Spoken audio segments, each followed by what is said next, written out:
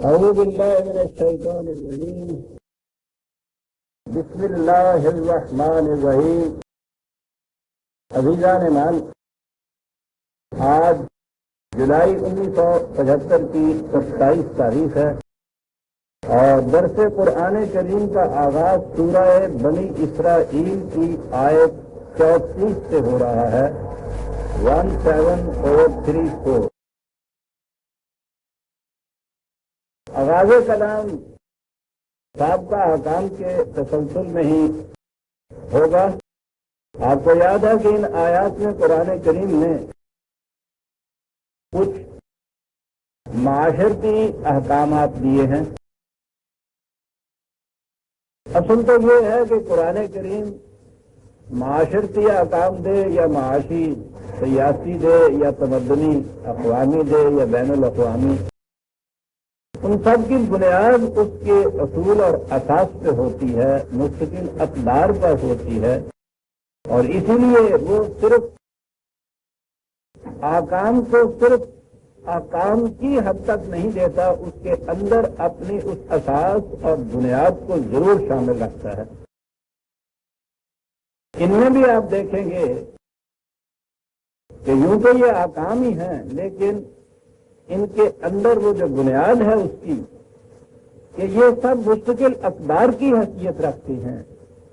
اور جیسا کہ میں اکثر کہا کرتا ہوں کہ کوئی حکم جو عارضی حیثیت سے دیا جائے اسے تو حکم کہا جا سکتا ہے، لیکن اگر وہی حکم غیر متبدل ہو اور مستقل حیثیت اختیار کر لے تو اسے قانون کہا جاتا ہے، وہ قانون بن جاتا ہے۔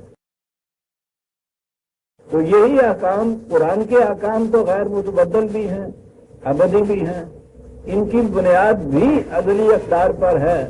تو اس لیے یہ احکام عام معنی میں تو احکام ہی ہیں، لیکن در حقیقت قرآن کریم کے غیر متبدل قوانین ہی کی حیثیت رکھتے ہیں۔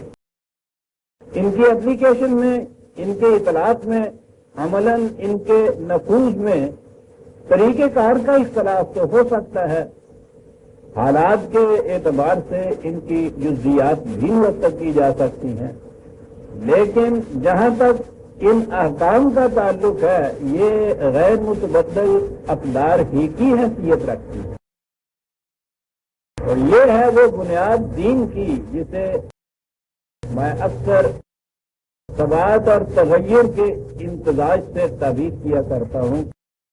اصول اقدار اپنی جگہ غیر متبدل اور ان کو اپلائی کرنے کے طریقہ کار، جزیات، تفصیلات زمانے کے تقاضوں کے اعتبار سے بدلتے ہوئے ایک دین کے جس کو ہمیشہ کے لیے غیر متبدل رہنا ہے اس کا انداز ایسا ہی ہونا چاہیے۔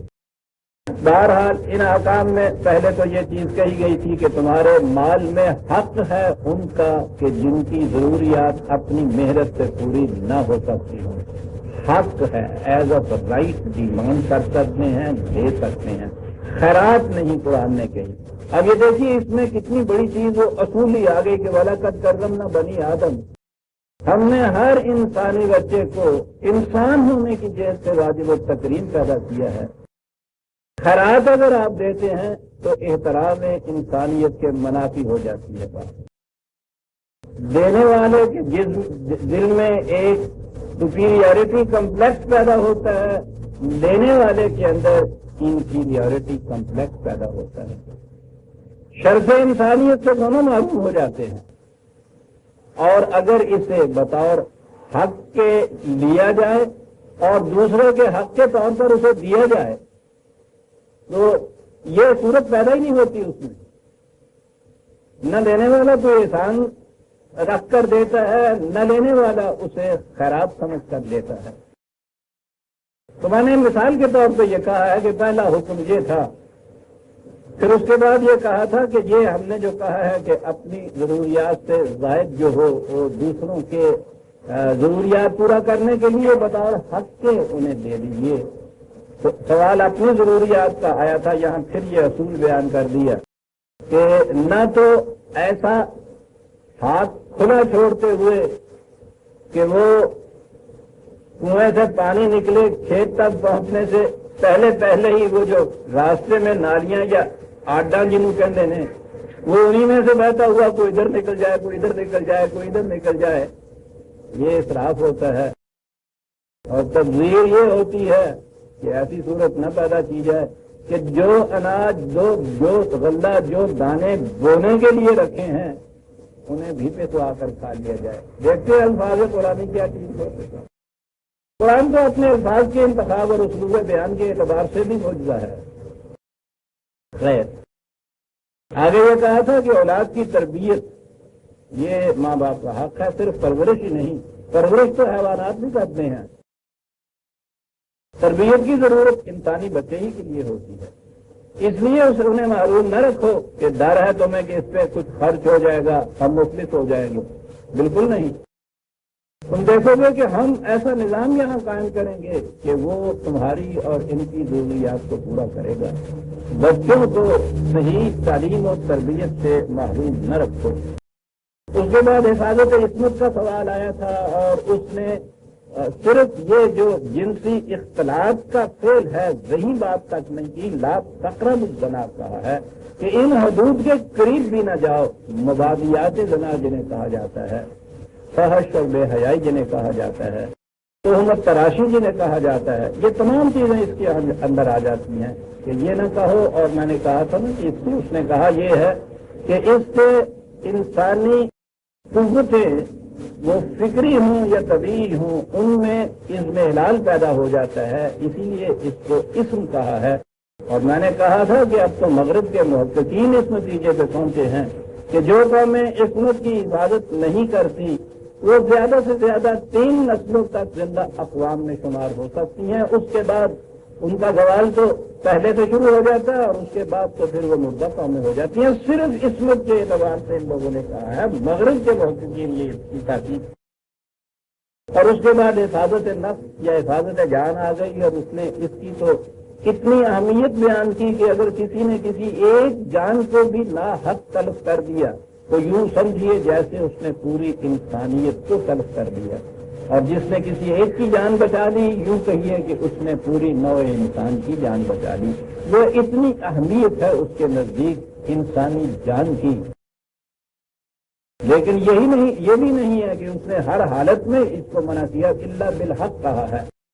اور الحق جو ہے وہ ہے قرآن کریم کے بتائے ہوئے قوانین اور تقاضوں کے ماتحت کوئی کام کرنا، یہ پھر دوسری چیز چلی جائے گی۔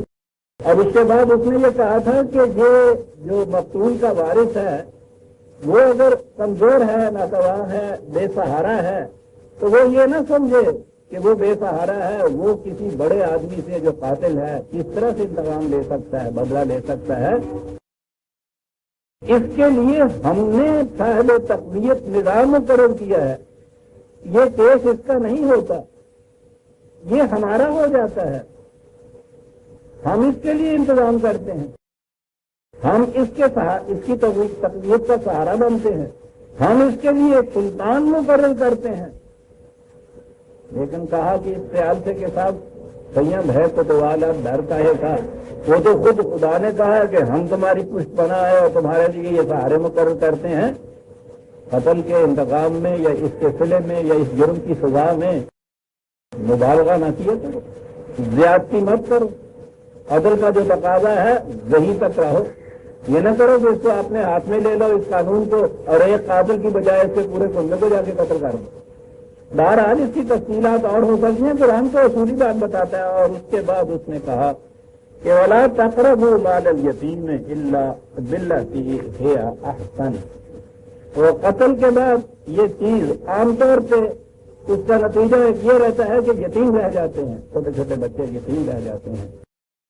تو قتل نفس کے فوری بعد اس نے وہ ان بچوں کی طرف آئے، پہلے تو اپنی اولاد کے متعلق اس نے وہ ہدایات دی خود تمہاری اولاد جو ہے، اب وہ بچے آ گئے ہیں کہ اولاد تو تمہاری وہ نہیں ہے لیکن ان کے ماں باپ ہی نہیں۔ میں ابھی عرض کروں گا کہ قرآن کا یہ لفظ یتیم کا جو ہے عربی زبان میں بھی اور قرآن کے استعمال کی روح سے بھی یتیم صرف اسی بچے کو نہیں کہتے جس کے ماں باپ مر چکے ہوں، بلکہ ہر وہ فرد جو معاشرے میں تنہا رہ جائے اسے یتیم کہا جاتا ہے۔ عورتیں جو بیوہ ہو جائیں اور جب تک ان کا نہیں، لڑکیوں کی جب تک شادی نہ ہو جائے اور عورتیں جب بیوہ ہو جائیں تو انہیں بھی وہ یتیم کہہ کر پکارتا ہے۔ اور وسط معنی کے اعتبار سے ہر فرد جس کا جو تنہا رہ جائے معاشرے کے اندر وہ اسے بھی یتیم کہہ کر پکارتا ہے۔ لیکن یہاں چونکہ قتل نفس کے بعد یہ ذکر آیا ہے، یتامہ وہ ہیں کہ جن کے ماں باپ نہ رہے اور وہ تمہاری زیر تربیت، زیر نگرانی آ جائیں۔ اگر ان کی کوئی پراپرٹی ہے، جائیداد ہے، تو وہ بھی تو تمہاری زیر نگرانی ہوگی۔ کہا کہ یتیموں کے مال کو خود نہ کھاؤ۔ اس میں ایک ذرا سی استثناء رکھ لی، ایکسیپشن، اللہ باللتی ہے احسن، وہ گنجائش ہے اس میں۔ یہ گنجائش کیا گنجائش ہے اس کے لیے؟ یہاں کہا ہے احسن۔ میں یہ بار بار عرض کر چکا ہوں کہ قرآن کریم کے سمجھنے کا طریق ہے تصریف آیات۔ ایک بات ایک مقام پہ اگر اس نے کہی ہے تو اس کی مزید تفصیل، تشریح، تفسیر، تعویل خود اس نے دوسرے مقامات پہ کر دی۔ قرآن سمجھنے کا طریقہ یہ ہے کہ جو بات اس نے کہی ہے اس کے متعلق یہ دیکھا جائے کہ دیگر مقامات میں اس نے اس کے متعلق کیا کہا ہے۔ اگر وہ مقامات آپ کے سامنے سارے کے سارے آ جائیں بیک وقت تو آپ دیکھیں گے، اور میں نے عرض کیا تھا نا، بات تو بڑی ہے، منہ چھوٹا سا ہے۔ یہ تو اب میرا ذاتی تجربہ ہے، 40 سال تک میں نے قرآن کو اسی طرح سے سمجھا، تصریف آیات کے ذریعے، اور آخر الامر میں نے پھر کوئی 10 سال کی محنت کے بعد تجوید قرآن جو مرتب کیا ہے وہ ہے ہی یہ کہ ایک موضوع پر قرآن کریم میں کہاں کہاں اور کیا کیا آیا ہے۔ وہ تو بڑی ضخیم چیز ہے، بڑی ضخیم کتاب ہے، ظاہر ہے کہ ضخیم اس کو ہونا ہی چاہیے، لیکن بہرحال مرتب شدہ ہے، اس کی کتابت بھی ہو رہی ہے۔ طریقہ یہ ہے قرآن کریم کے سمجھنے کا، کوئی ایک آیت تنہا لے کے اس کو نہیں سمجھا جاتا۔ یہ جتنی غلط فہمیاں پیدا ہوتی ہیں ہمارے ہاں، ایک تو وہ جو غلط تراجم ہیں اس کے، ان کی وجہ سے ہوتی ہیں، اور دوسرا یہ ہوتا ہے کہ ہر آیت کو وہیں رکھ کے اور وہیں اس کے متعلق کچھ بات کرنی شروع کر دیتے ہیں، دیگر مقامات کو سامنے لاتے ہی نہیں۔ طریقہ اس کا یہ ہے جو میں نے ابھی عرض کیا ہے، تصریف آیات کے ذریعے سے قرآن میں ابھی قرآن کی آیت یہیں سامنے ہمارے آ جاتی ہے کہ قرآن خود کہتا ہے کہ ہم نے یہ طریقہ اختیار کیا ہے اپنی بات بتانے کا۔ کہہ میں یہ رہا تھا کہ یہ احسن کہا، اور بہترین طریقہ، حسین ترین طریقہ، مناسب ترین طریقہ، کچھ معنی کر لیجئے۔ اب یہ طریقہ کیا ہے؟ سورہ نساء کی آیت 5، 6، 4 اور 5، 6 اور دیگر مقامات بھی ہیں، میں صرف ایک ہی مقام سامنے لا رہا ہوں اس وقت۔ پہلے تو اصول بیان کیا، اور عجیب اصول ہے، وَلَا تُؤْتُوا السُّفَهَاءَ أَمْوَالَكُمُ الَّتِي جَعَلَ اللَّهُ لَكُمْ قِيَامًا۔ سفہاء وہ لوگ جو اپنے مال و دولت کی حفاظت، اس کے انتظام، اس کو سنبھال کر رکھنے کے لیے عقل و دانش نہ رکھتے، کہا کہ ان کی حفاظت بھی تمہارے ذمہ ہے۔ یتیم سے بھی اگلا لفظ ایک آ گیا۔ یہ کوٹ آف وارڈ مقرر کرتے ہیں تو عام طور پہ تو وارڈ وہی ہوتا ہے کہ جو یتیم رہ جائے، لیکن وارڈ وہ بھی ہوتا ہے کہ مثلاً وہ کوئی تھوڑا سا کچھ پاگل سا ہے، عقل و ہوش پورے طور پہ ٹھکانے پہ نہیں، اس قابل نہیں کہ اپنی پراپرٹی کا آپ انتظام کر سکے، تو وہ جوان بھی خواہ کیوں نہ ہو جائے، اس کا بھی کوٹا وارڈ کام کرتا ہے۔ اس میں وہ کیٹیگری آ گئی، وہ حفاظت کرو اس مال کی، اور وہی جو میں نے کہا ہے کہ اصول یہاں بیان کر دیا کہا کہ یہ نہ کہو، اپنے ذہن میں سمجھو کہ یہ اس کا مال ہے، اس کی جائیداد ہے، اس کی پراپرٹی ہے، جیسا جی میں آئے کرے، ضائع کرے، حصول کرے، حماقت کی وجہ سے، اپنے ثقافت کی وجہ سے، پاگل پن کی وجہ سے جو مرضی کرے، جہاں جی چاہے اس پر خرچ کرے۔ اس میں کیا ہے، کہا کہ یہ بات غلط ہے، یہ ویلتھ آف دی نیشن ہوتی ہے۔ جعل اللہ لکم قیاما، تو بابا یہ دولت تو تم سب کے قیام کا ذریعہ ہے، تو اس کی ویسٹیج جو ہے، اس کا ضائع ہونا جو ہے، کسی ایک فرد کی دولت کا ضائع ہونا نہیں ہے، یہ تو قومی معیشت ہے تمہاری۔ جعل لکم قیاما، تمہاری قوم کا اپنے پاؤں پہ آپ کھڑے ہونا جو ہے وہ اس ویلتھ کے اوپر دار و مدار ہے اس کا۔ میں نے کہا تھا نا عزیزان من، حکم تو بظاہر وہ ہوتا ہے ایک محدود سا، اس کے اندر بہت بڑی چیز شامل ہوتی ہے۔ کسی ایک فرد کے مال یا پراپرٹی کو لکم کہنا اور لکم قیاما، لکم میں تو ساری ملت آ جائے گی، اور جب ہم آگے بڑھیں گے، اس کو بڑھائیں گے تو پوری انسانیت آ جائے گی۔ یہ اس فرد کا ہی نہیں ہے،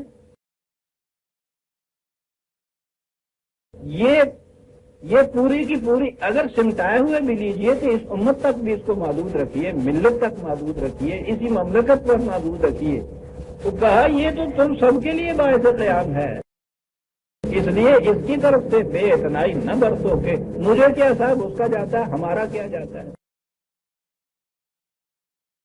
اور غلط نظام میں تو افراد امت نہیں، افراد ملت کی یہ کیفیت ہو جاتی ہے۔ روز آپ نے سنا ہوگا کہ گدا کیوں کاٹنا پیا ریل کا کر گا، تیرے پیودا کو جان دیا رہا ہے، سرکاری مال ہے، سرکاری مال ایم سمجھا ہے ہوں جو لاوارس کا مال ہوں جی میرا کوئی دخل نہیں، میرا کوئی نقصان ہی نہیں ہے، جس کا مزید تباہ ہو گیا۔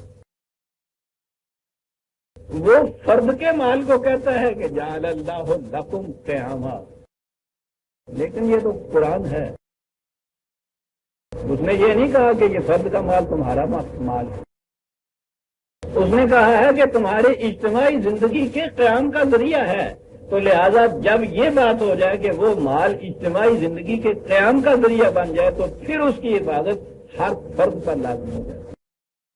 یہ جو اس وقت آپ دیکھتے ہیں نا، یہ ہوتا ہے کہ صاحب کیا ہوا، سرکاری مال ہے، کیا ہوا، وہ یہ ہے کہ وہ یہ دیکھتے ہیں کہ یہ مال جسے ہم ملت کا، امت کا کہتے ہیں، امت کے قیام کا ذریعہ نہیں بنتا۔ آپ دیکھ رہے ہیں ایک ایک لفظ کے اندر کیا کچھ کہا جاتا ہے۔ بارہ وَارْزُقُوهُمْ فِيهَا وَاكْسُوهُمْ، یہ جن کا مال تحویل میں لو،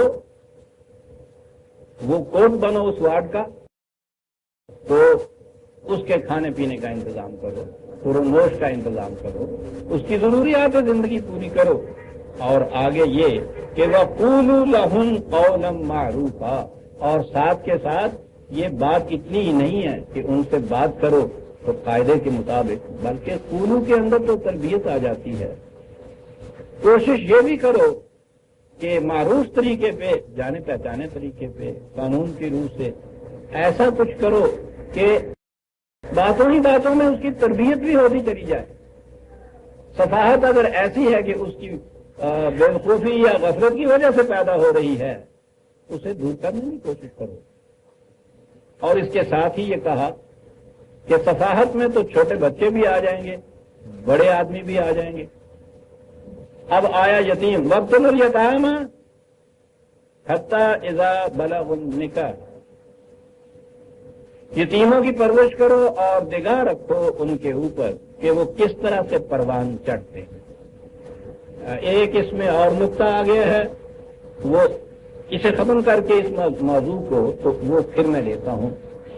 فَإِنْ آنَسْتُم مِّنْهُمْ رُشْدًا، یہ وہی بات آ گئی، نگاہ رکھو ان کے اوپر، جب وہ بالغ ہو جائیں تو وہ اگر سفیہ نہ رہیں، ان میں یہ صلاحیت پیدا ہو جائے کہ وہ اپنے مال و دولت کی، اپنی جائیداد کی، اپنی پراپرٹی کی حفاظت کر سکتے ہیں، تو فَادْفَعُوا إِلَيْهِمْ أَمْوَالَهُمْ، تو وہ ان کے واپس دے دو ان کو، ان کے سپرد کر دو. وَلَا تَأْكُلُوهَا إِسْرَافًا وَبِدَارًا أَن يَكْبُرُوا. اور دیکھو جب تک وہ مال تمہاری تعلیم میں رہے اسے وہی اسراف، جہاں خرچ ہونا ضروری ہے وہاں تو خرچ کرو، پانی کو کھیت تک پہنچاؤ بڑا ضروری ہے، ضائع مت کرو راستے میں، ان کے مال کو تم ضائع مت کرو. اور اگلی بات یہ ہے وہ بِدَارًا أَن يَكْبُرُوا، خاص طور پہ جب وہ دیکھو نا کہ بڑے ہو رہے ہیں اور اب تو صاحب بس اگلے سال یہ بالغ ہو جائے گا اور یہ سب کچھ لے جائے گا، تو یہ جو بات پیدا ہوگی نا کہ دن تھوڑے سے اب رہ گئے ہیں اور پھر دینا پڑے گا، تو اس خیال سے کہ اب ذرا یہ بڑا ہو گیا ہے دینا پڑے گا، اس وقت یہ کیفیت نہ ہو کہ لوٹنا ہی شروع کر دو. کس طرح انسانی نفسیات پہ نگاہ ہے قرآن کریم میں. غلط معاشرے میں آپ دیکھیں گے عام طور پر یہ ہوتا ہے، یہ جو ہوتا ہے نا کہ جب وہ قریباً بڑا ہونے لگتا ہے تو اس وقت پھر کیا کیا ہتھ کنڈے کیے جاتے ہیں، وہ یہ بھی کہہ رہا ہے. باقی یہ رہا کہ تم اس میں سے کتنا لے سکتے ہو. وَمَنْ كَانَ غَنِيًّا فَلْيَسْتَعْفِفْ، جس کی اپنی ضروریات آپ پوری ہوتی چلی جاتی ہیں، وقت دے رہا ہے، اپنا دوائی لینا، لیکن اس کے باوجود محتاجی نہیں ہے اس کو اس کی، تو وہ تو کچھ بھی نہ کرے. فَلْيَسْتَعْفِفْ، عفت کا لفظ کہاں ہے؟ اس ترغیب و کشش و جاذبیت کے باوجود جو اس مال کے اندر تمہیں نظر آتی ہے، ایک کشش ابھی اس نے کہا تھا کہ زنا کے معاملے میں جو جنسی کشش نظر آتی ہے اس میں عفت کو قائم رکھو. یہ وہی یہ لفظ وہاں بھی آیا ہے فَلْيَسْتَعْفِفْ، وہی لفظ یہاں بھی استعمال کیا ہے. بات تو ساری ٹیمپٹیشن کو روکنے کی ہے، کشش و جاذبیت کو روکنے کی ہے، تو رکے گا. وَمَنْ كَانَ فَقِيرًا فَلْيَأْكُلْ بِالْمَعْرُوفِ، اور جس کو ضرورت ہو اپنا وقت دے رہا ہے، محنت دے رہا ہے، تو اس کی وجہ سے اس کی اپنی آمدنی پہ فرق پڑ رہا ہے، اور وہ صاحب احتیاج اس کی وجہ سے ہو گیا ہے.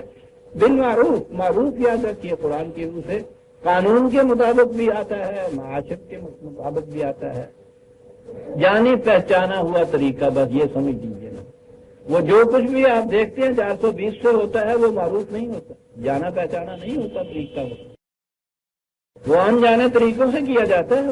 تو معروف میں ہر وہ چیز آ جاتی ہے کہ جس کو ہر شخص جانے کہ یہ چیز یوں ہو رہی ہے، خواہ وہ قانون کی شکل لے رہے یا تمہارے ہاں کے عرف کی شکل لے لے، تو جانے پہچانے طریقے سے. اور پھر جب اس کو آگے بڑھائیں گے قرآن کریم امر بالمعروف نہی عن المنکر کہے گا، تو وہاں تو المعروف کے معنی وہ ہوں گے کہ جسے قرآن کریم ریکگنائز کر دے، جس بات جس طریقے کو بھی وہ ریکگنائز کر لے اسے المعروف کہا جائے گا، جسے وہ نہ ریکگنائز کرے اسے منکر کہا جائے گا. معروف طریقے سے تم لے سکتے ہو. فَإِذَا دَفَعْتُمْ إِلَيْهِمْ أَمْوَالَهُمْ فَأَشْهِدُوا عَلَيْهِمْ، اور جب وہ واپس دینے لگو ان کا مال، یہ معاملہ دونوں کے درمیان نہیں رہنا چاہیے. معاشرے میں سے کچھ لوگ صاحب عدل گواہ مقرر کر دو، حساب کرو، حساب دو، اسی کے ساتھ نہیں، ان گواہوں کی موجودگی میں. اور وہ جو میں نے کہا ہے نا کہ ہر بات میں وہ اصول کی طرف جاتا ہے، یہ سارا کچھ تو یوں ہو رہا ہے جیسا کہ معاشرے میں ہونا چاہیے، قانونی جیسے کہہ لیجیے، عرف کے طریقے سے کہہ لیجیے. تو اس میں اسلام دین یا قرآن کہاں آتا ہے؟ یہاں آتا ہے. اور یہ سمجھ لو کہ وَكَفَى بِاللَّهِ حَسِيبًا، یہ جو تم حساب کتاب کر رہے ہو اس کے اوپر ایک آڈیٹر جنرل بھی ہے. وہ کون ہے؟ وہ خود خدا ہے. حساب کرتے وقت یہ یاد رکھو کہ یہی حساب جو ہے نہیں چکا دینا تم نے. یہ ایک اور آگے جا کے بھی آنا ہے آڈیٹر جنرل، حساب کا لفظ، وہاں اکاؤنٹ سرنڈر کرنے ہیں تم نے. تو یہاں ان کے ساتھ حساب کتاب کرتے وقت اس حقیقت کو یاد رکھو کہ معاملہ یہی ختم نہیں ہو رہا، یہ حساب تم نے وہاں بھی جا کے دینا ہے، خدا کے ہاں بھی جا کے دینا ہے.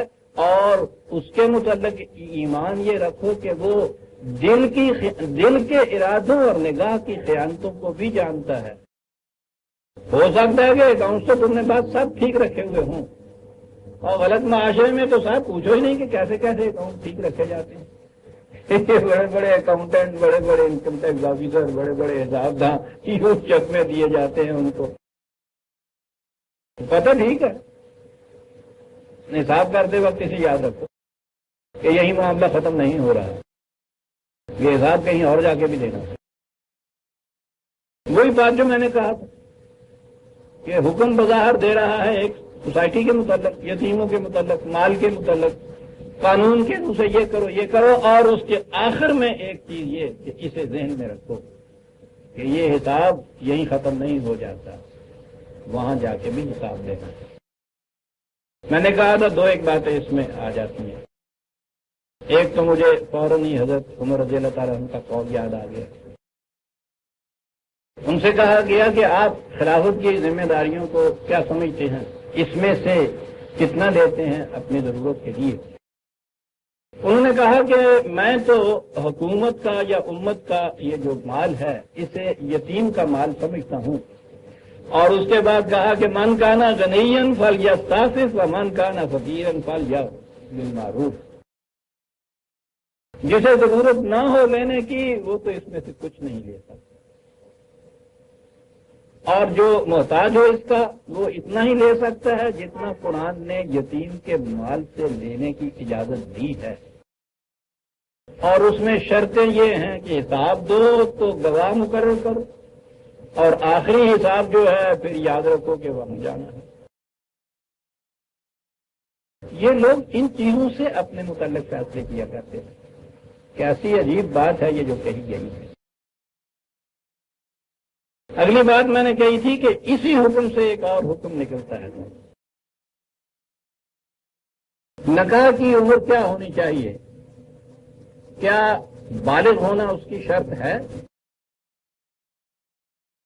تو آپ کے ہاں جو مربوط قانون شریعت ہے اس میں تو یہی نہیں کہ یہی چیز ہے کہ نہیں شرط نہیں ہے، بلکہ اتنا زور دیا جاتا ہے اس بات کے اوپر کہ نابالغ کی شادیاں ہو جاتی ہیں کہ آپ کے ہاں یہ جو فیملی لاز بن گئے بدقسمتی سے، اس میں یہ شرط رکھی گئی کہ لڑکی اور لڑکے کا بالغ ہونا ضروری ہے۔ میرا خیال ہے کہ 12، 13، 14 سال ہو گئے ہوں گے ان قوانین کو بھی، شاید 62 میں بنے تھے وہ، آج تک اس کے پیچھے ڈگی لیے پھر رہے ہیں کہ یہ بلوغت کی شرط جو ہے یہ خلاف شریعت ہے، ناجائز ہے، اس کو اس میں سے ہٹانا چاہیے۔ روز آئے دن یہ چیز ہوتی ہے کہ اب چھری سے یاد نے لی، اب قفس کا در کھلا، لگے ترمیم کرنے، انہوں نے ایک بل دیا، انہوں نے بل کا نوٹس، اور پروپیگنڈا تو جتنا ہوتا ہے عادی ہے۔ اور وہ جو کفر کا فتویٰ ہزار علماء کرام نے پرویز کے خلاف لگایا تھا، اس میں یہ بھی اس بدبخت کی ایک گناہوں کی فہرست میں یہ بھی تھا کہ اس نے کوشش کی تھی یہ کہنے کی، پروپیگنڈا غلط کرتا رہا کہ نکاح کے لیے بلوغت شرط ہے۔ آپ کے ہاں تو یہ صورت ہے، اور یہ کچھ آج کی بات نہیں ہے، چلی آ رہی ہے آپ کے یہاں آزاد کرو۔ شریعت کا قانون اہمیت اتنی بڑی ہے۔ دلی میں تھے ہم، دیر کی بات ہے، انگریز کے زمانے کی پارلیمان میں ایک ہندو کی طرف سے یہ بل آیا تھا کہ شادی کے لیے بلوغت شرط ہونی چاہیے۔ ہندوؤں کے ہاں ان کے دھرم شاستر کے اندر یہ چیز لکھی ہوئی ہے کہ ایک دن کی لڑکی کی شادی بھی کی جا سکتی ہے، ان کے ہاں بالتصریح یہ لکھا ہوا موجود ہے، یہ کیا جا سکتا ہے۔ ہندو کی طرف سے یہ بل آیا، اور آپ کو پتا ہے اس کی مخالفت کس کی طرف سے ہوئی؟ تمام مسلمان علماء کرام کی طرف سے۔ مجھے اب تک یاد ہے علامہ اسلم جراج کو لیے رحمہ میرے استاد، وہاں یہ چیز ہوئی تھی، ابھی میں بتاؤں گا کہ وہاں یہ چیز کیوں ہوئی تھی۔ اس کو ساردا بل یا ساردا ایکٹ کہتے ہیں، ساردا تھا اس کا نام ہندو کا جس نے پیش کیا تھا۔ جامعہ ملیہ اسلامیہ کرول باغ میں ہوا کرتا تھا، وہاں رہتے تھے مولانا۔ وہاں اجتماع ہوتا تھا علماء کرام کا اس بل کی مخالفت کے لیے، اور تمام فرقوں کے علماء اکٹھے ہوتے تھے۔ تو مجھے یاد ہے مولانا نے مسکرا کے فرمایا کہ ہماری تاریخ عجیب ہے کہ اتنی سی بات پہ تو کبھی اجتماع نہیں ہوتا ہمارے ہاں علماء کرام کا کہ آمین بالجہر کہنی چاہیے یا بالخفی، لیکن تاریخ ہماری بتاتی ہے کہ ان کا جب بھی کہیں اجماع ہوتا ہے ہمیشہ باطل پہ ہوتا ہے۔ اس مسئلے میں کوئی بھی اختلاف نہیں کر رہا، آپ کہنے کے دیکھ لیجیے وہ نیچے سے سب جایا کرتے تھے، ایک ایک فرقے کے علماء کرام جو ہیں وہ چلے آ رہے ہیں یہ اجتماعی طور پر مطالبہ پیش کرنے کے لیے کہ یہ بل شریعت حقہ کے خلاف ہے، اس لیے اول تو اسے پاس نہ کیا جائے، پاس کیا جائے تو مسلمانوں کو اس سے مستثنا قرار دیا جائے۔ بات کسی کے خلاف کچھ اعتراض کی یا نفرت کی نہیں ہے، ان بزرگوں کا میرے ذہن میں احترام ہے، لیکن میں کہہ یہ رہا تھا، کہنا یہ چاہتا ہوں کہ ایک تو یہ پروپیگنڈا اور پھر جذباتی طور پہ جس معاملے کو سوچا جائے، آپ کو معلوم ہے کہ اس مسئلے میں لیڈ کون کر رہا تھا؟ کوئی بہت بڑا مولوی اعظم نہیں، مولانا محمد علی جوہر، اتنا بڑا اسٹیٹس مین کہ دنیا کے بڑے بڑے اسٹیٹس مینوں سے ٹکر لینے والا تھا، اتنا بڑا قابل آدمی کہ کامریڈ کا پرچہ پارلیمان کے ممبر نیاز کے دانے کی طرح اٹھائے اٹھائے کھڑا کرتے تھے، اتنی اہمیت اس کی تھی کہ وائسرا اپنا پرچہ الگ منگاتا تھا، اس کی بیوی الگ منگاتی تھی، اور ویسے بھی سیاست کے اندر اتنا بڑا مقام ہے ان کا، اس مسئلے میں وہ لیڈ کر رہے تھے۔ ڈیپوٹیشن گیا وائسرا کے پاس، اس میں وہ لیڈ کر رہے تھے، کیا کہنے کے لیے کہ یہ جو بل پاس ہونے والا ہے کہ نکاح کے لیے بالغ ہونے کی شرط قرار دی جائے، مسلمانوں کو اس سے مستثنا قرار دیا، یہ نہ مانا گیا۔ آپ حیران ہوں گے کہ مسلمانوں کی طرف سے جو سول ڈس اوبیڈینس شروع ہوئی وہ اس ایشو پہ شروع ہوئی، وہیں کرول باغ میں وہ قیام فرماتے تھے جامعہ ملیہ میں، میں بھی مولانا کے پاس وہاں رہا کرتا تھا، وہاں یہ اجتماع ہوتے تھے، تو سول ڈس اوبیڈینس اس کی کیسے ہو؟ صبح کے وقت تانتا لگ جاتا تھا، کوئی گود میں بچی کو اٹھائے ہوئے ہے اللہ اللہ اللہ، کوئی بچے کو لیے جا رہا ہے چپ کر کاکا چپ کر کاکا، 6 مہینے کے بچے اور بچیاں چلے آ رہے ہیں، اور وہاں اس سینٹر کے اندر ان کا نکاح پڑھایا جا رہا ہے۔ وائسرا سے کہا جا رہا ہے کل لوگ کیا کرتے، اس نے کہا ہوئے مجھے کیا پڑی ہے، تم پیدا ہونے سے پہلے نکاح کراتے تھے۔ انگریز اس قسم کے چھوٹے چھوٹے معاملوں پہ نہیں چھیڑا کرتا تھا، بڑا حلیم واقعہ ہوا تھا وہ، اس نے نوٹس ہی نہ لیا اس سول ڈس اوبیڈینس کا، تو چند دن کے بعد ختم ہو جائے، وہ یہی ہو۔ لیکن یہ کیفیت ہے آپ کے قوم میں، کہیں گے کہ یار ٹھیک ہے پتہ نہیں کسی نے یہ اسی قسم کا پہلے فتویٰ دے دیا ہوگا، اس کے اوپر یہ چلے آ رہے ہیں، اسلاف سے جو چلا آ رہا ہے ان کا تو مذہب وہ ہے، یہ بات نہیں ہے۔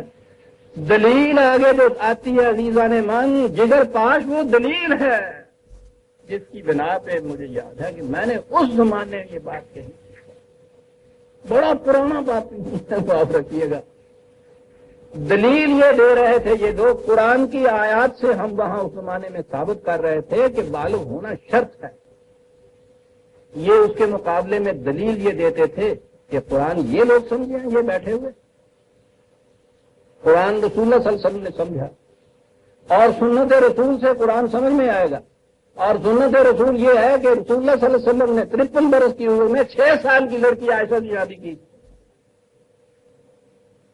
عزیزان من، بات وہ نہیں تھی، اگر یہ فقہ تاکی رکھتے تو ٹھیک ہے، غلط بات تھی یہ، اس نشتر کی ذات شریعان قیس ناتوان تک نہیں پہنچتی تھی، یہ دلیل تھی ان کی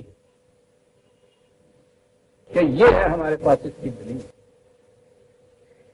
کہا قرآن کی صحیح آیات کے خلاف، دلیل یہ ہوتی ہے کہ قرآن تم سمجھتے تھے یا رسول اللہ سمجھتے تھے؟ اس فکرے کے بول جانے کے بعد کون جرت کر سکتا ہے مسلمان یہ کہنے کا معاذ اللہ کہ نہیں ہم زیادہ قرآن سمجھتے ہیں؟ لیکن جسے تم کہتے ہو کہ رسول اللہ نے یہ سمجھا تھا، بات تو یہ ہے پوچھنے کی کہ واقعی رسول اللہ نے ایسا کیا؟ آپ حیران ہوں گے کہ وہاں سے یہ بات چلی، اس سے پہلے میں نے یہ تحقیق نہیں کی تھی۔ یہی چیز تھی، اصولاً یہ چیز مانتا چلا آ رہے تھے ہم کہ رسول اللہ کی طرف سے منسوب کوئی قول یا کوئی عمل جو قرآن کے خلاف ہے، اس کی نسبت رسول اللہ کے خلاف غلط ہے، حضور نہ ایسا فرما سکتے تھے نہ ایسا کر سکتے تھے، یہ ہوتی تھی دلیل۔ لیکن ان کی دلیل یہ ہوتی تھی کہ صاحب بخاری شریف میں ہی آ گیا، سارے دلائل رکھے کے رکھے رہ جائیں گے آپ کے۔ بخاری شریف میں کیا رسول اللہ کی وفات کے 200-250 سال بعد ایک بزرگ محترم بخارا سے اٹھتے ہیں، عرب بھی نہیں۔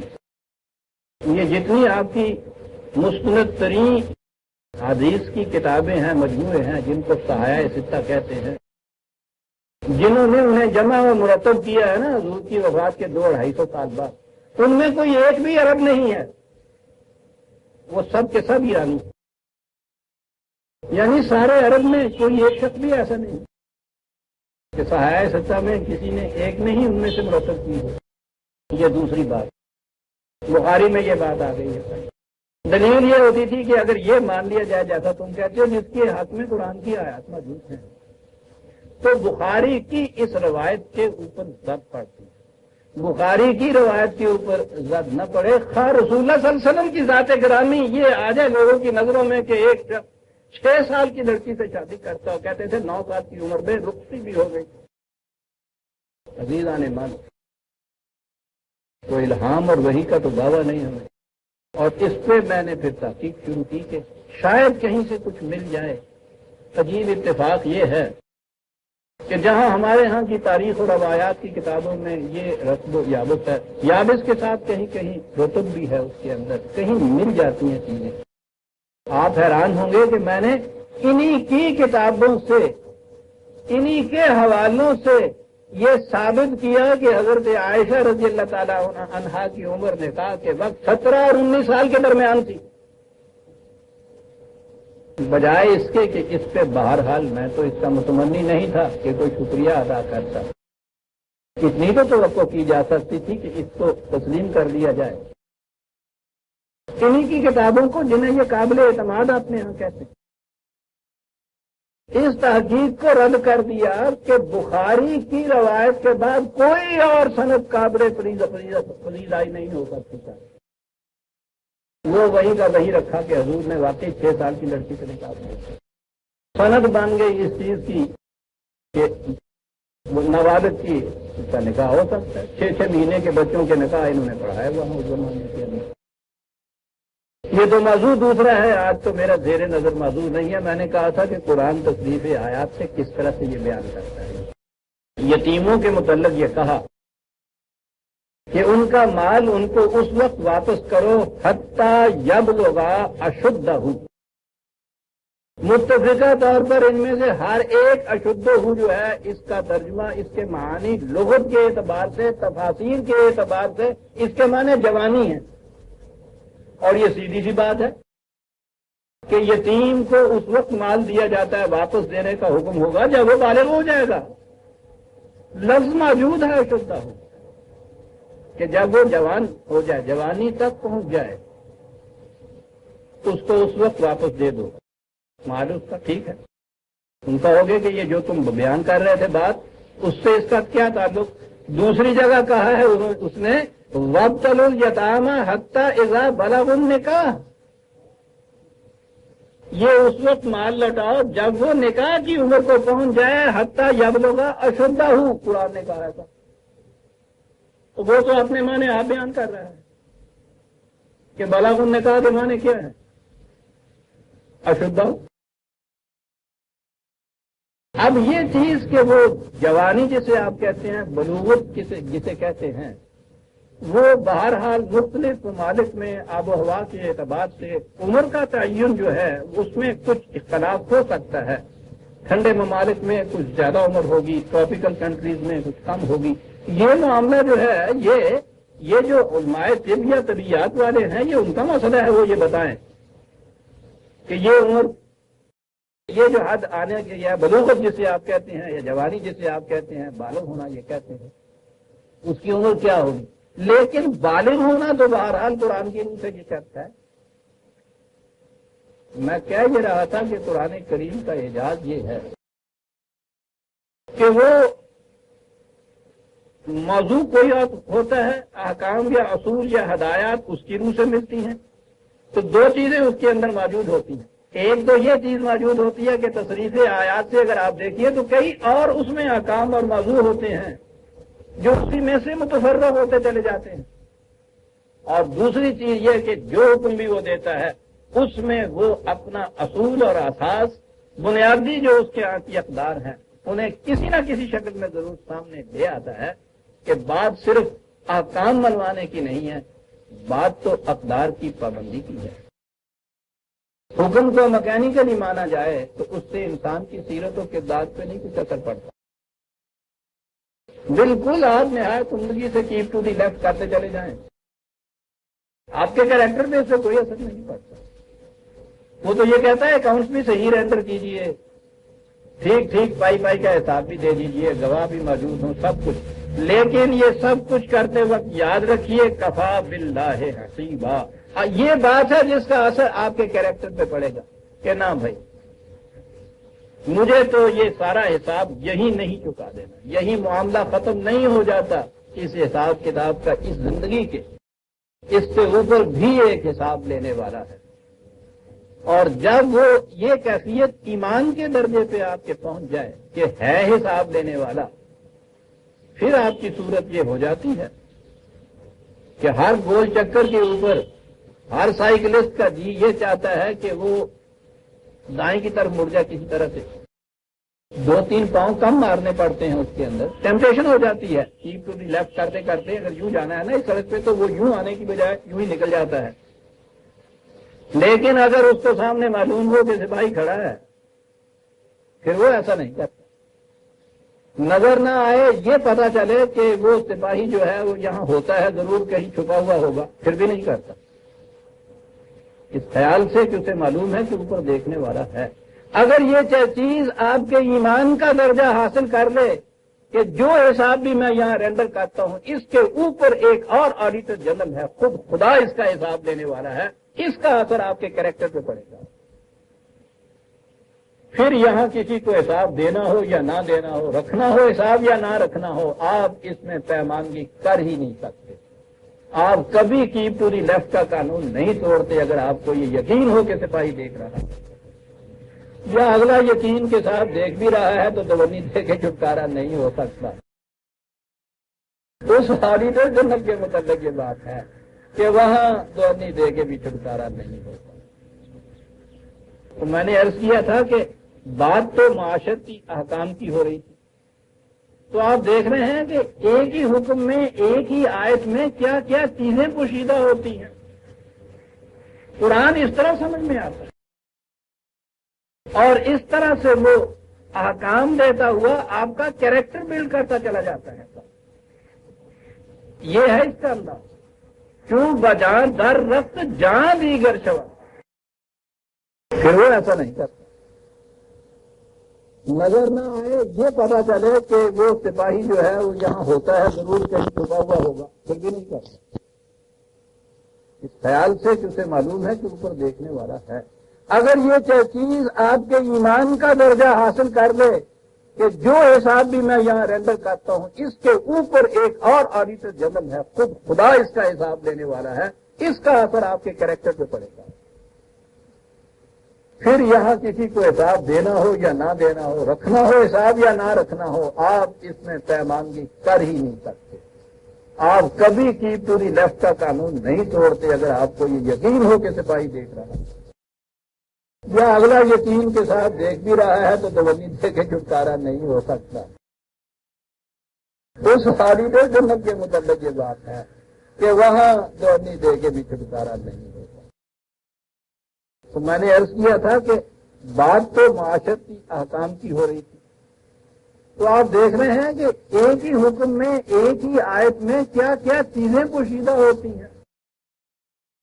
قرآن اس طرح سمجھ میں آتا اور اس طرح سے وہ احکام دیتا ہوا آپ کا کیریکٹر بلڈ کرتا چلا جاتا ہے۔ یہ ہے اس کا انداز۔ کیوں بجان در رفت جان دیگر شوا، یہ تو اگر دل میں اتر جائے تو ایک اندر کی دنیا بدل دیتا ہے، اور جہاں چوں دیگر شد جہاں دیگر شوا، اندر کی دنیا بدل جائے تو باہر کی دنیا ساری بدل جاتی ہے۔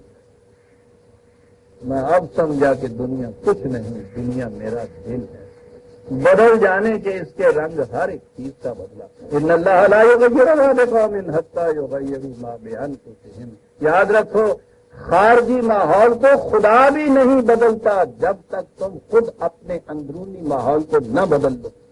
ان اللہ لا یغیر، عزیزہ نے مان تو چھوٹی بات نہیں کہ وہ کہہ گیا ہے۔ دنیا کی کوئی طاقت تو اور رہی جو یہ چاہے کہ قوموں کے افراد کی بالخصوص ان آنے والی جوان نسلوں کی اندرونی دنیا نفسیاتی تغیر کیے بغیر خارجی ماحول میں تغیر پیدا کر دوں، اصلاح پیدا کر دوں، معاشرے کو درست خطوط کے اوپر چلا دوں، اندر کی تبدیلی کیے بغیر۔ وہ کہتا ہے تم کون اور تمہاری قوت کیا کر سکتے؟ ان اللہ لا یغیر، خدا بھی یہ نہیں کرتا حتی یغیروا ما بانفسہم، جب تک تم ان کے اندر نفسیاتی تبدیلی نہیں پیدا کرتی کوئی قوم، خدا بھی خارجی تبدیلی نہیں پیدا کرتا۔ اور نفسیاتی تبدیلی جو ہے اس کا تعلق ہی صحیح تعلیم و تربیت ہے، اور جب ہم صحیح کہتے ہیں تو اس کے معنی ہے کہ اس کی بنیادیں اقدار خداوندی کے اوپر ہونی چاہیے۔ یہ ہے، دیکھتے ہیں کہ حکم دے رہا ہے یتیموں کے مال کا، اور اسی ضمن میں باتیں کیا کیا کہہ جاتا ہے، اوفوا بالعہد ان العہد کان مسئولا۔ اور جب بھی کسی کے ساتھ کوئی وعدہ کرو، کوئی عہد کرو، کوئی پیمان کرو، اگریمنٹ ہو، کانٹریکٹ ہو، وعدہ بھی ہو، یہ سب چیزیں عہد میں آ جاتی ہیں، اسے پورا کرو، کیونکہ عہد کی بات پرس ہو، پوچھا جائے گا عہد کے متعلق۔ اب یہاں پھر وہی بات آ گئی، پوچھا جائے گا، یہاں پھر سوال کیا جائے گا۔ یہاں کے عہد و پیمان اور معاہدے تو آپ جانتے ہیں کس طرح سے ٹوٹتے ہیں، کس طرح سے بنتے ہیں۔ وہ ٹوٹنا اور بننا تو محاکاتی انداز میں جو اپنے انداز میں وہ ریاض کیا گیا ہے وہ نقشہ ہے۔ جانے میں توبہ شکن، توبہ میری جام شکن، یہ عہد ہوتا ہے نا اپنے آپ سے کہ نہیں صاحب آپ نہیں پیوں، ٹوٹتا ہے نا جب وہ جام شکنی ہوتی ہے۔ جامے میں توبہ شکن، توبہ میری جام شکن، کتنی دفعہ ہوا؟ سامنے ڈھیر ہے ٹوٹے ہوئے پیمانوں کا۔ ہم جو وعدے کرتے ہیں صبح سے شام تک عزیزان مان، اس کا نام کچھ بھی رکھ لیجیے، شام کو اگر آپ دیکھیں گے تو ٹوٹے ہوئے پیمانوں کا ڈھیر آپ کے سامنے، ہر عہد کا، ہر وعدے کا ٹوٹنا، اس کے حزین انداز میں پیمانے کا ٹوٹنا ہوتا ہے۔ ہمارے ایک دوست تھے، بڑے عظیم دوست، کہتے تھے کہا کرتے تھے، لوگ کہتے ہیں کہ سگریٹ چھوڑنا بہت مشکل ہے، بڑی سخت عادت ہے، چھوٹ نہیں سکتا، کہنے کے غلط ہے، ہم نے 20 دفعہ چھوڑا۔ تم 20 دفعہ چھوڑے کے بعد کبھی کیا سب کچھ مشکل ہوگی۔ میں نے کہا جی مجھے فرمایا اس سے تو آسان کچھ نہیں ہے، 20 دفعہ ان العہد کان مسئولا، پوچھا جائے گا۔ یہاں وہ نہ بھی پوچھنے والا ہو، یا اس میں نہ بھی بیچارے میں اتنی سکت ہو کہ یہ کہہ سکے کہ صاحب آپ نے تو مجھ سے یہ کہا تھا، پھر آپ وہ پورا جرت نہیں کر سکتا آدمی اس کے ساتھ۔ یہاں تو شاید اس قسم کے کھردرے الفاظ میں نہ کوئی کہتا ہو ہم تو گاؤں کے رہنے والے، وہاں تو جھٹ سے کہہ لیا جاتا اور تو کون ہونا پوچھنے والا، ٹھیک ہے کون ہونا پوچھنا، اور پھر اگر نیچے سے بات شروع کی جائے گی تو بہت آگے تک پہنچتی ہے۔ کتنے وعدے روز کیے جاتے ہیں کہ کبھی خیال بھی نہیں ان کو کہ ان کا پورا کرنا ہے، اور یہ روش تو پھر اتنی عام ہو جاتی ہے بگڑے ہوئے معاشرے میں کہ وعدہ کرتے وقت بھی یہ ذہن میں ہوتا ہے کہ کس نے پورا کرنا ہے۔ ایک ہی بات تھی اس سے ذرا پہلے کہ پھر وعدہ توڑنے والے کو کچھ شرم آ جاتی تھی، کچھ حیا دامنگیر ہو جاتی تھی کہ کیا منہ دکھاؤں گا۔ جب روش عام ہو جائے تو پھر یہ حجاب بھی اٹھ جاتا ہے، اب کسی کو شرم ہی نہیں آتی ہو یا ہی نہیں آتی ہے کہ کل ہی میں نے کیا کہا تھا اور اس کے بعد میں نے کیا نہیں کہا۔ اور پھر یہ جو چیز ہے کہ اگر آپ کہیں پوچھ بیٹھتے ہیں یہ اس کا جو خمیازہ بھگتنا پڑتا ہے تو یہ تو بات یہ ہے کہ نہیں، پھر وہی بات آ گئی ان العہد کان مسئولہ، پوچھا جائے گا، مسئولہ یہاں کہہ کے قرآن نے کیسے وائس استعمال کیا ہے، اس کے معنی یہ ہے پوچھنے والا، یہاں سے پوچھنے والے شروع ہو جائیں گے، اور اگر یہ نہ ہوگا تو یاد رکھو پھر آخر میں وہی جب پوچھنے والا ہے۔ کہا ہے تمہارے آپس کے وعدوں کے متعلق ہم پوچھیں گے، عزیزان من جس نے کہا ہے کہ ہم پوچھیں گے اس نے ایک بات اپنے متعلق کہی ہے، اور میں سچ کہتا ہوں کہ جب اس قسم کی آیتیں پہلی دفعہ سامنے آئی تھی تو پتہ نہیں مہینوں تک کیفیت میری تو یہ رہی تھی کہ سر پکڑ کے بیٹھ جاتا تھا اور یہ کہتا تھا کہ کم از کم خدا کا اس قسم کا تصور دینے والا خدا ہی ہو سکتا تھا، کوئی اور نہیں ہو سکتا تھا۔ بات یہاں یہ ہوئی کہ وعدے کے متعلق پوچھا جائے گا تو اس سے پوچھا جائے گا، وعدہ ایسی چیز ہے کہ اس کے متعلق پوچھ سکتے ہو۔ خدا کہتا ہے ہم پوچھیں گے۔ سورہ الفرقان 25ویں سورہ 16ویں اس کی آیت 25/6 اوپر سے بات چلی آتی ہے کہ تم یہ کرو گے، خدا کہہ رہا ہے ہم وعدہ کرتے ہیں کہ یہ دیں گے، اور ہم وعدہ کرتے ہیں کہ یہ کریں گے، ہم وعدہ کرتے ہیں ایسا کریں گے۔ یہ کچھ کرنے کے بعد عزیزان من نسخہ ہے تو نکال لیجیے، الفاظ یہ جادیہ رکھیے۔ کہا کہ ہم وعدے کر رہے ہیں تم سے، اور وعدے کے متعلق یہ یاد رکھو کہ وعدہ ہمارا ہی کیوں نہ ہو، کانا علی ربے کا وعدم مسعودا، یہ خدا کا وعدہ تو ہے لیکن یہ ایسا وعدہ ہے کہ اگر بے فرض محال نہ پورا ہو تو تم ہم سے پوچھ سکتے ہو کہ کیوں نہیں وعدہ تم نے پورا کیا۔ اللہ اللہ، بات یہ وعدے کے پورے کرنے کی اہمیت کے سلسلے میں کی گئی ہے، کیونکہ اس نے تو کہا ہے کہ ان اللہ لا یخلف المیعاد۔ ہم تو کبھی وعدہ خلافی کرتے ہی نہیں، کبھی کریں گے ہی نہیں، نہ وعد اللہ حقم، ہم پہ یہ واجب ہے کہ وعدہ پورا کریں، وہاں تو یہ کیفیت ہے۔ لیکن اس کی اہمیت کا یہ عالم ہے کہ جب یہ کہا کہ وعدہ جو ہے مسئولہ ہے، ان العہد کان مسئولہ، تو اس میں ایکسیپشن خود خدا اپنی بھی نہیں کرتا، کیا لگا اور تو بڑے نالو ہاں بڑے پھر دے۔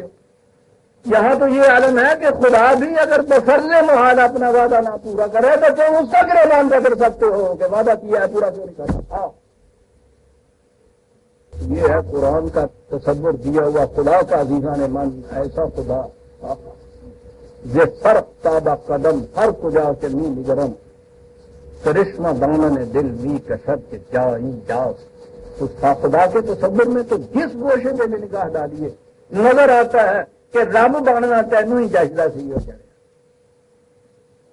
عزیزان من، جس شکل میں بھی دنیا کے مذاہب کی کتابیں موجود ہیں، مدعی ہیں وہ یہ کہ ان کی آسمانی کتاب ہے، کسی ایک کتاب میں بھی یہ بات نکال کے دکھا دیجیے جو کہا ہو خدا نے،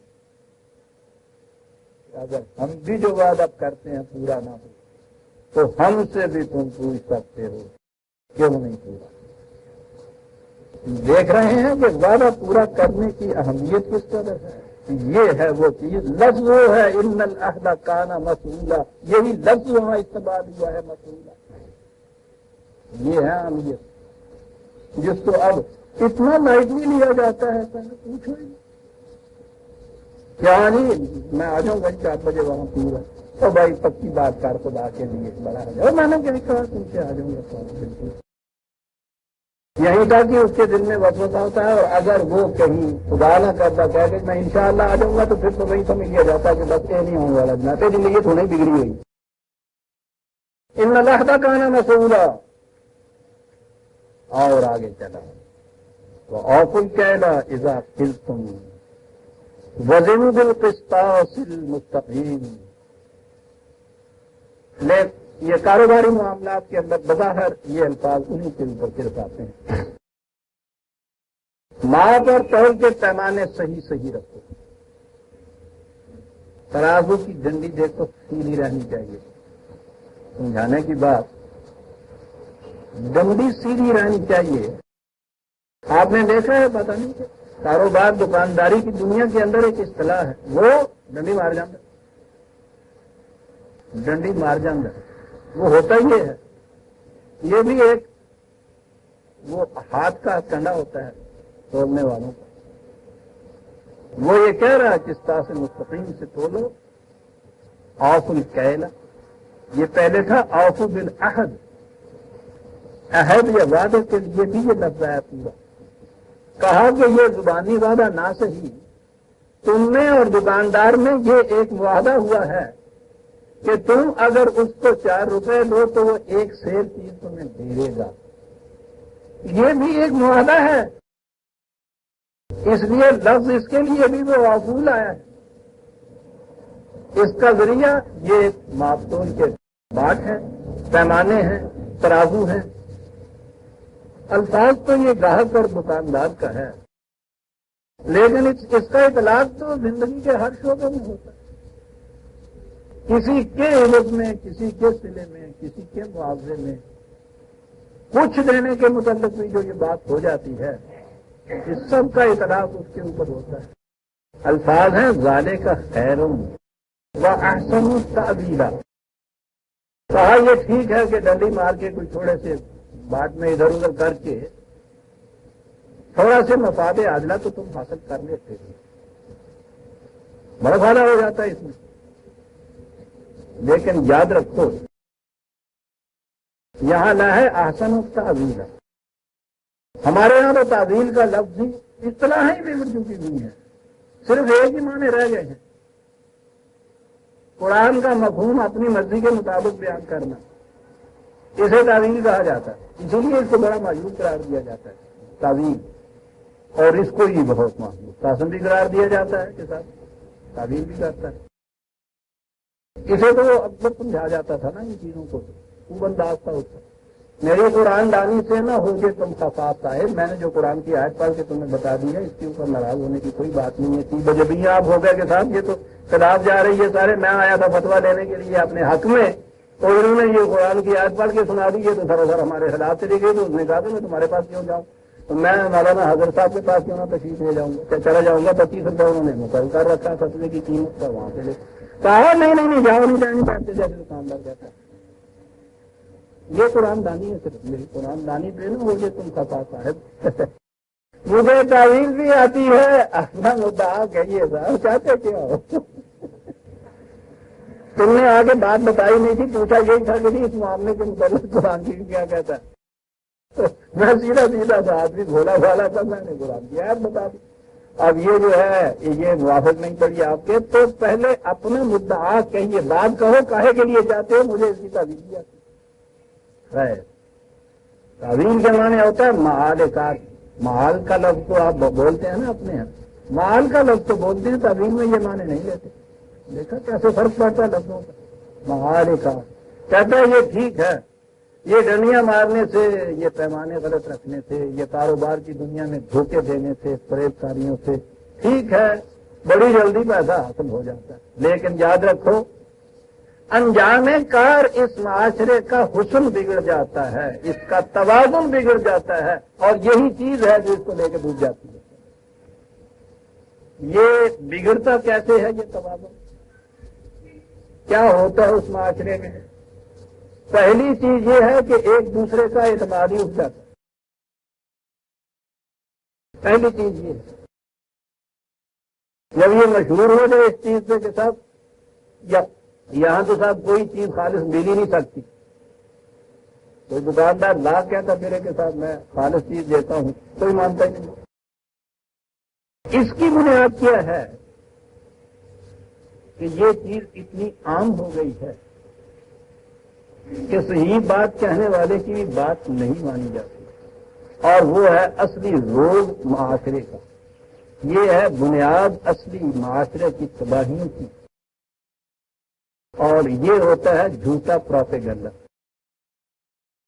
ایماندار دکاندار بھی کہیں آ کے بیٹھ جائے نا، سب کچھ معلوم ہو، تو جو ادھر ادھر والے وہ بے ایمان ہوتے ہیں، اس کے متعلق اس قدر افواہیں پھیلاتے ہیں کہ یہ آپ کو پتہ نہیں ہے یہ کرتا کیا ہے، وہ ہر بات ایماندار دیانتدار بڑا پھرتا ہے، نظر آتا ہے، لیکن پوچھو نہیں کیا صورت ہے، اور یہ پھر صبح سے نکلتی ہے اور شام تک پوچھو نہیں سارے معاشرے کے اندر کیسے پھیل۔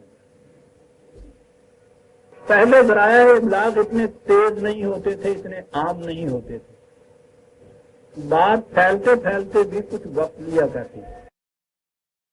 تو اب تو صاحب باقی بغل و کرم سے اس قدر ذرائع ابلاغ موجود ہیں کہ کسی کے متعلق جو جی میں آئے آپ کہہ دیجیے، وہ شام تو بہت دیر میں جا کے شام ہوتی ہے، آپ چند گھنٹوں میں دیکھیے کہ کیا ہو، اور پھر جب ان ذرائع ابلاغ پہ کنٹرول ہو تو پھر تو پوچھو ہی نہ کہ یہ جنود ابلیس جسے قرآن نے کیا کہ پکارا ہے۔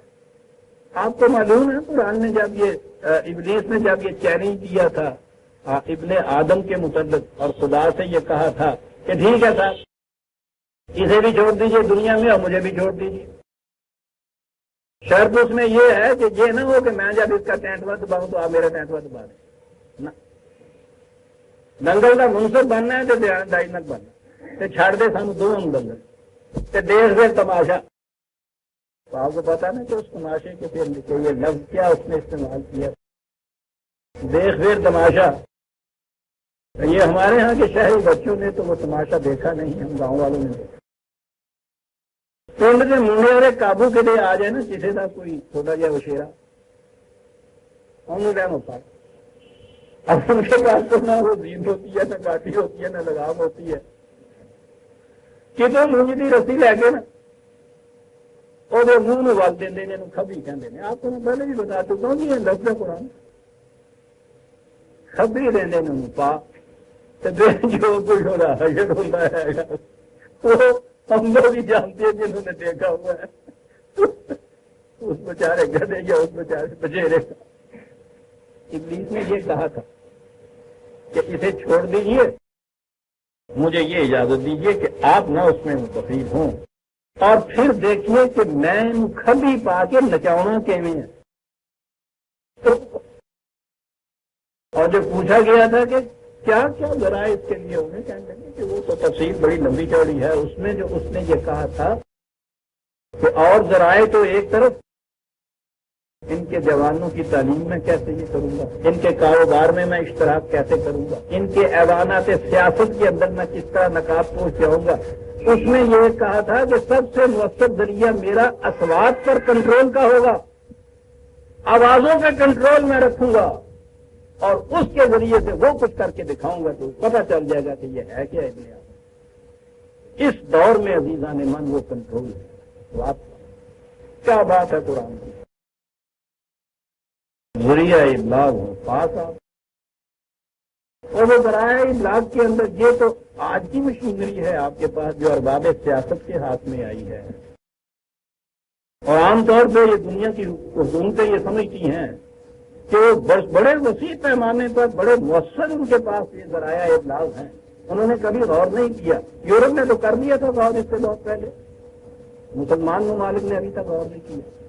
یہ مذہبی پیشوائیت کے پاس جس قدر یہ مشینری ہے آلات ابلاغ کی، بڑی سے بڑی مملکت کے پاس بھی نہیں ہو سکتی۔ سارے ملک میں کونے کونے کھدرے کھدرے میں ریموٹسٹ ولیج گاؤں کے اندر جہاں کوئی 4 جھگیاں بھی ہیں وہاں ایک مسجد ہے. بغیر اشتہار کے، بغیر کسی قسم کے انتظام کے، بغیر کسی تردد کے دن میں 5-4 دفعہ وہاں آنا ہوتا ہے لوگوں. اس آنے کی اہمیت انہوں نے لکھ کے لگا رکھی ہوتی ہے کہ جہاں نہیں آؤ گے تو پہلی چیز حشر کے دہاڑے یہ پوچھی جائے گی کہ مولوی کی بات سننے کے لیے گئے تھے یا نہیں. اولی پرستش نماز. سوچئے اتنی بکھری ہوئی مشینری پروپیگنڈے کی کسی مملکت کے پاس نہیں ہے. پھر اتنی مؤثر کہ ضرور اس میں جائیں گے. کسی ایک ان کے مرکز سے بات جو نکالی ہوئی، اور اب تو آرگنائزڈ ہو گیا نا، یہ پہلے آرگنائز نہیں ہوتا تھا، اب آرگنائز ہے ڈویژن آپ کے یہاں کا. پیشوائیت آرگنائزڈ ہے جیسے یورپ میں ہوئی تھی، اور جس کے بعد پھر مملکتیں کانپ اٹھی تھی، زلزلے ان میں آ گئے تھے. وہ تو پوچھو نہیں ان کو کتنا بڑا جہاد کرنا پڑا ان کو ان کی حدود کے اندر باندھنے کے لیے. بچ گیا یورپ، ورنہ ویسے تباہ ہوتا جیسے آپ تباہ ہو رہے ہیں اس وقت. ان مساجد کے ذریعے سے، ان ممبروں کے ذریعے سے، ان بعض کے سٹیجز کے ذریعے سے وہ پروپیگنڈا ہوتا ہے صاحب کہ اس کا ازالہ اور مدافعت کسی اور صورت میں ممکن ہی نہیں. ادھر تو پھر بھی لوگ یہ کہہ دیتے ہیں کہ صاحب یہ سب جھوٹ بولا جاتا ہے، ریڈیو پہ، ٹیلی ویژن پہ، اخبارات پہ، ان کی تقریروں سے، ان کے بیانات سے کہہ دیا جاتا ہے. کسی مولوی صاحب کے متعلق تو آپ یہ بات نہیں کہہ سکتے، اور کہنے کے بعد اس محلے میں نہیں رہ سکتے، اس گاؤں میں نہیں رہ سکتے. اس لیے کہ وہ یہ نہیں کہتا کہ میں کہتا ہوں یہ بات، وہ کہتا ہے ارشاد خداوندی ہے، فرمان رسول اللہ صلی اللہ علیہ وسلم، بزرگان کرام نے یہ کہہ دیا ہے، فلاں صاحب حضرت صاحب کا یہ قول ہے. آپ تو بات ہی نہیں کرتا. اپنی زندگی میں کبھی آپ نے یہ نہیں کہتا کہ میں کہتا ہوں. جب یہی مر جاتے ہیں تو اس کا آنے والا ان کو حضرت صاحب کہہ کے پکار دیتا ہے اور فرمایا کہ انہوں نے ارشاد فرمایا تھا، ہم نے یہاں سنایا تھا. یہ حضرت صاحب ہو جاتا. ہر شخص ان سے ڈرتا ہے. جس کے متعلق جو جی میں آئے ایک بات یہ کہہ دی، پھر اس غریب کا کہیں ٹھکانا ہی. یہ میں نے یہ گوشہ بتایا ہے، یورپ بھگت چکا اس کے ہاتھ. وہ تو میں نے کہا ہے نا کہ تباہ ہو چکا تھا، بچ گیا وہ. یہ کیفیت اس گوشے کی، کاروباری گوشے کے اندر یا میرے اللہ وہ جو روز چیزیں یہ آتی ہیں. ابھی میرے دوست نے یہ بتایا کہ وہ بہت بہترین اخبارات کی یہ بات ہے کہ یہ کاسمیٹکس جو آتے ہیں ہمارے ہاں، یہ میک اپ جس میں یہ کیا جاتا ہے، اپنی بدنمائی کے داغوں کو چھپانے کی ناکام کوشش جو کی جاتی ہے. یہ جو کاسمیٹکس آتے ہیں، میں بتایا ہے کہ اس کے پروپیگنڈے پہ اربوں پاؤنڈ خرچ ہوتے ہیں ان کے اشتہارات اور پروپیگنڈے. ایک چھوٹی سی آئٹم ہے یہ، اور یہ سگریٹ اور یہ غلط قسم کی دوائیاں، اور پھر ان اشتہارات کی کیفیت بڑی عجیب ہوتی ہے. ایک سامنے اشتہار آتا ہے کہ یہ پریپریشن کوڈین کی ہے، سر درد اور یہ اور تمام دکھوں کا علاج اس کے اندر، وہ سارے کا سارا یہ ہوتا ہے. وہ ٹکیا ابھی گلاس میں ڈال کے یوں ہوتی ہے. اگلا اشتہار آتا ہے کوڈین بڑی مضر صحت ہے، اس میں افیون ہوتا ہے، ہم نے یہ ڈوز نکالی ہے، اس میں کوڈین نہیں ہے. وہ بھی اسی طرح سے چلا آ رہا ہے، وہ بھی اسی طرح سے چلا آ رہا ہے. اس قدر یہ اشتہارات مؤثر ہوتے ہیں کہ دے کریٹ نیسیسٹی، یعنی آپ کو ضرورت نہیں ہوتی اس چیز کی. نفسیاتی بات ہے یہ. ایک چیز بار بار بار بار بار بار بار بار جو کہی جائے، ایک تو آپ خود محسوس کرنے لگ جاتے ہیں کہ ہاں ہے مجھ میں بھی. نروس سسٹم میں کمزوری جو ہو اس کے لیے وہ ایک دوائی بڑی مؤثر. آپ نروس سسٹم کی کمزوری کی علامات وہ گناتے ہیں. دنیا میں کوئی انسان ایسا نہیں جس میں اس میں سے کوئی علامت نہ پائی جاتی. ایک دن ریلیز کرے گا، 2 دن کرے گا، اس میں کہہ رہا کہ بات تو کچھ ٹھیک ہی کہہ رہا ہے، چل رہی تو بھی اس میں. ساری دنیا جو ہے اس میں آج ابلیس کا یہ جو کہنا تھا کہ میں اصوات پہ کنٹرول کر کے تمہیں بتاؤں گا، اسے نچا کے نچا رہا ہے ابن آدم کو عزیزان۔ اور 1400 سال پہلے قرآن نے یہ بات کہی کہ یاد رکھو اس کا ایک علاج ہے، لا تقف ما لیس لک بہ علم، جس بات کا خود علم حاصل نہ کر دو اس کے پیچھے کبھی نہ لگا کرو۔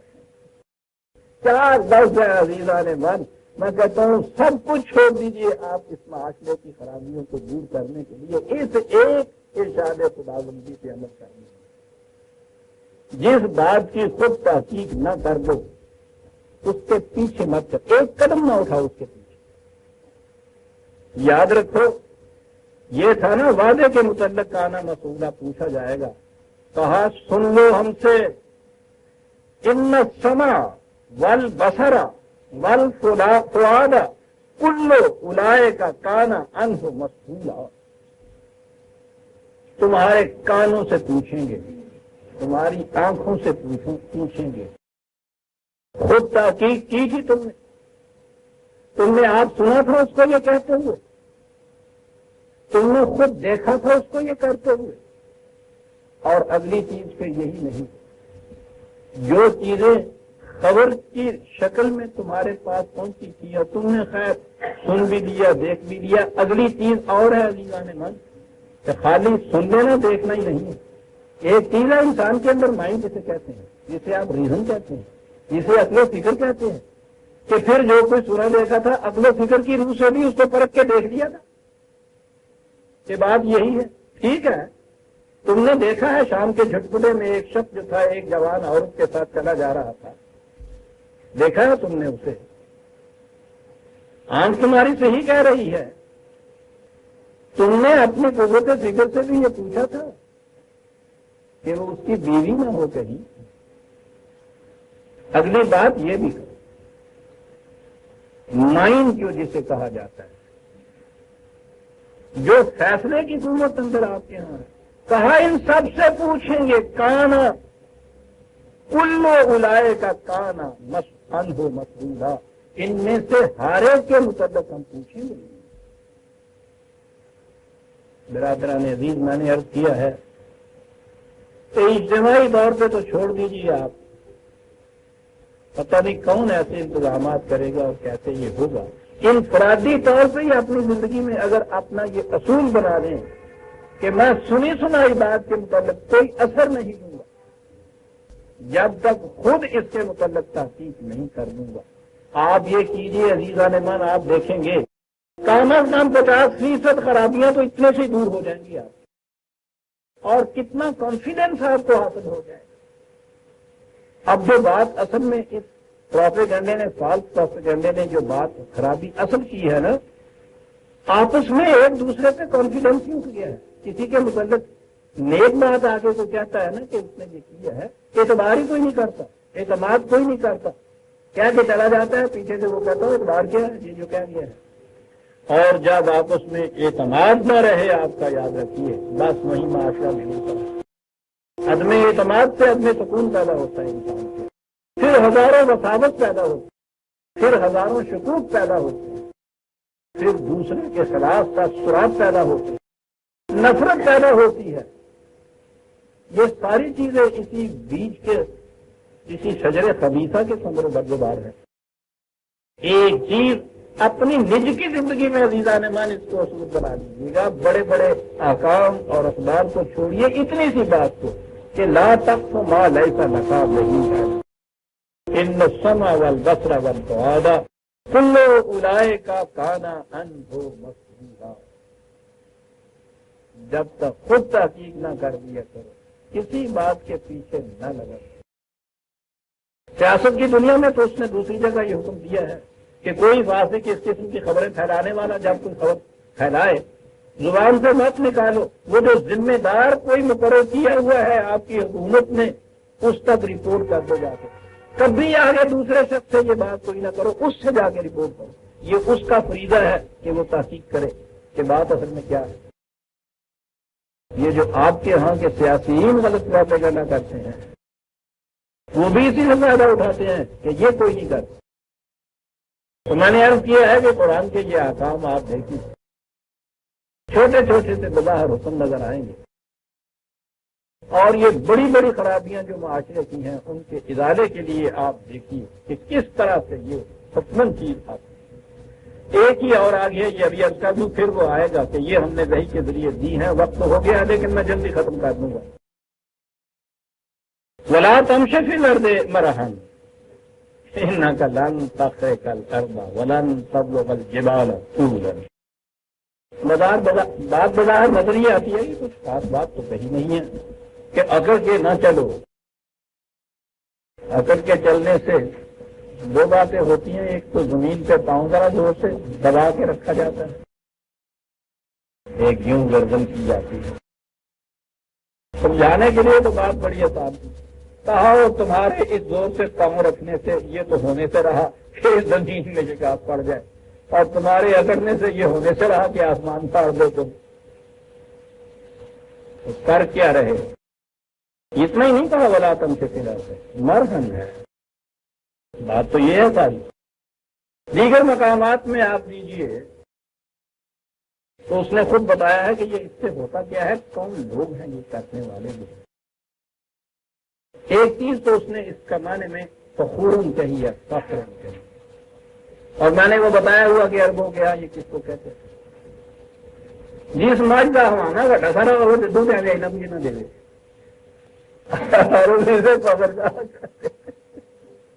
اندروں پودا باہروں بڑا من۔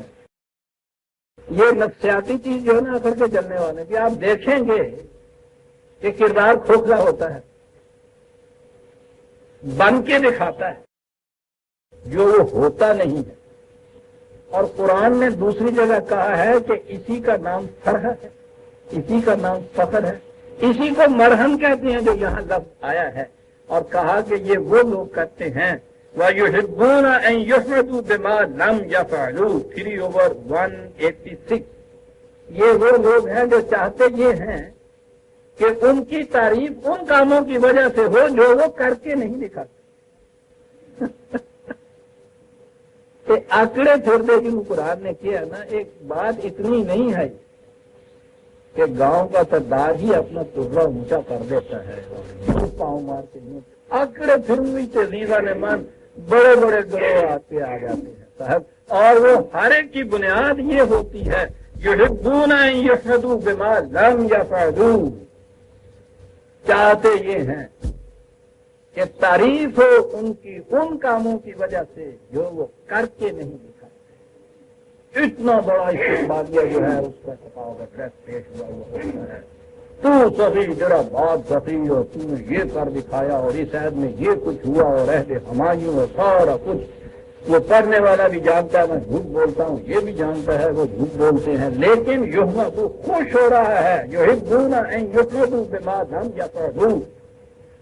کہا کہ جب یہ ٹینڈنسی ہو جاتی ہے، جب یہ انسان کی یہ عادت ہو جاتی ہے کہ وہ خوش ہوتا ہے ان باتوں سے جو وہ کر کے نہیں دکھاتا، اس سے اپنے اندر ایک نفسیاتی سی کیفیت پیدا ہوتی ہے جس کا اظہار وہ یوں اکڑ کر چلنے سے کرتا ہے، کھوکھلا ہوتا ہے، بناوٹی طور پہ اپنے آپ کو بڑا بن کے دکھاتا ہے، جو کرتا نہیں ہے اس بنا پہ چاہتا ہے کہ لوگ اس کی تعریف کریں۔ کہا یہ نہ کرو، کل ظالے کا کانا سیئہ ہوا اندا ربے کا مکروہا۔ یہ تمام چیزیں جتنی بھی ہیں معاشرے میں ناہمواریاں پیدا کرتی ہیں، اور یاد رکھو تمہارے رب کے نزدیک بڑی ہی قابل نفرت ہیں، بڑا عجیب لفظ آیا ہے۔ ان تمام چیزوں سے باز رہو، اور آگے کہا ہے کہ یہ باتیں یوں ہی نہیں کہی گئی، ان کی بنیاد وحی کے اوپر ہے جس سے تم اپنا ایمان رکھتے ہو۔ وقت ہو گیا، ہم سورہ بنی اسرائیل کی آیت 38 تک آ گئے، 39 سے اگلے درس میں دیں گے۔ ربنا تقبل منا انك انت السميع العليم